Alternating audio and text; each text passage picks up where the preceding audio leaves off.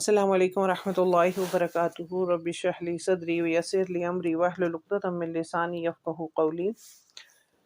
الحمد للہ رب العالمین والصلاۃ والسلام علی سیدنا محمد خاتم النبیین وعلی آلہ واصحابہ اجمعین۔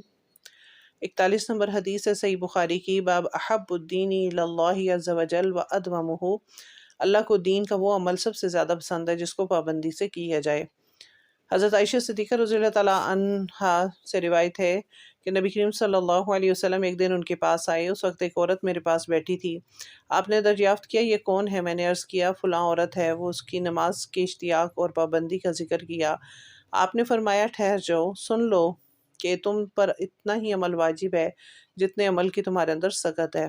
اللہ کی قسم ثواب دینے سے اللہ نہیں اکتاتا مگر تم عمل کرتے کرتے اکتا جاؤ گے، اور اللہ کو دین کا وہی عمل زیادہ پسند ہے جس کی ہمیشہ پابندی کی جا سکے۔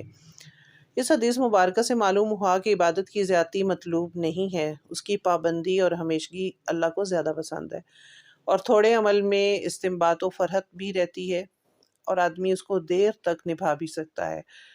اگر ہم لوگ زیادہ اس سے کریں اللہ کی عبادت، ایک دن ہم 50 نفل پڑھ لیں لیکن اگلے دن ہمارا دل نہیں کرے گا کہ 50 پڑھیں، پھر ہم کم پہ آ جائیں گے، تو شروع سے کم سے شروع کریں اور آگے چل کے تو زیادہ اس کو کریں، اور اس پہ ہمیشگی ہو اس عمل پہ، اور زندگی کی جتنی ذمہ داریاں ان کے ساتھ ایسی ہی عبادت کو اختیار بھی کرنا چاہیے جو انسان میں اس کی ابدیت کا احساس کو ہمیشہ اور ہر دم برقرار رکھے، اور اسے عام انسانی فرائض کی بجاوری سے روکے بھی نہیں، اور مستقل طور پر عمل ہونا چاہیے۔